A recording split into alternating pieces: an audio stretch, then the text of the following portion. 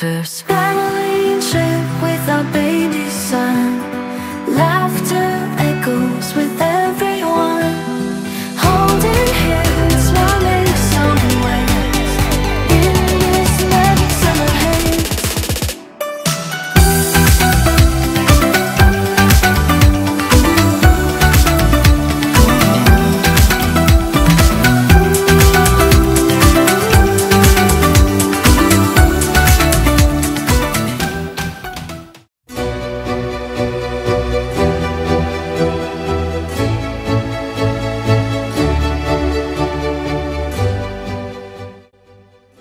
Le manoir d'Angot a été construit aux alentours de 1530 par Jean d'Angot, qui était le célèbre armateur diepois à l'époque de François Ier.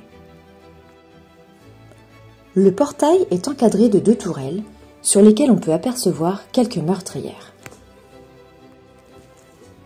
Sur l'aile sud, on peut apercevoir la loggia où étaient accueillis les invités, dont François Ier.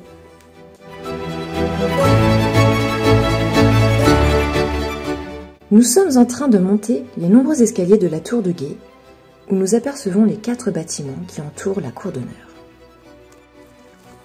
Le manoir est un très bel exemple d'architecture Renaissance de style normand.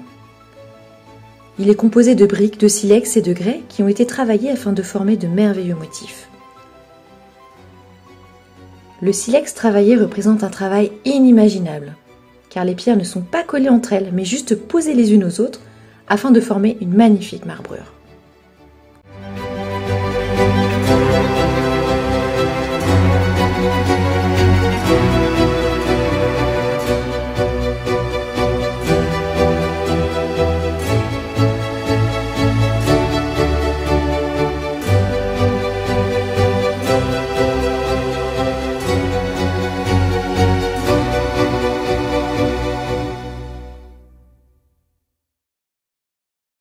Le célèbre colombier mesure 11 mètres de hauteur.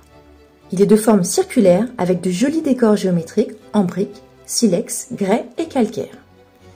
Ce colombier pouvait abriter jusqu'à 3200 pigeons qui étaient destinés à être mangés.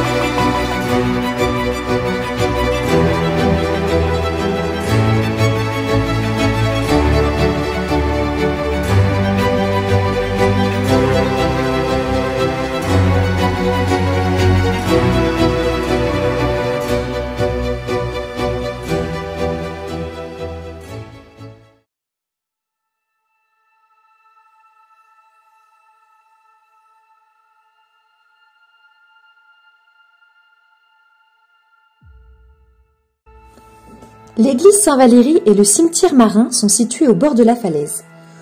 Beaucoup de célébrités sont enterrées dans ce cimetière, dont Georges Braque, un artiste peintre, notamment à l'origine de vitraux représentés dans plusieurs églises normandes.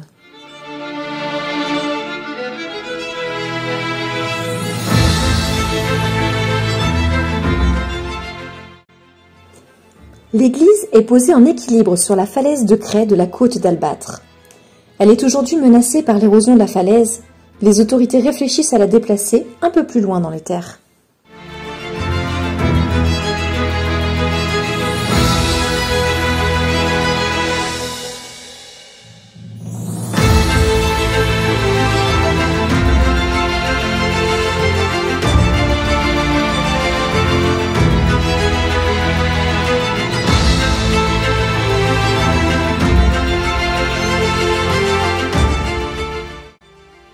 Le décor de la côte de Varengeville-sur-Mer a également servi de modèle à Claude Monet pour ses peintures.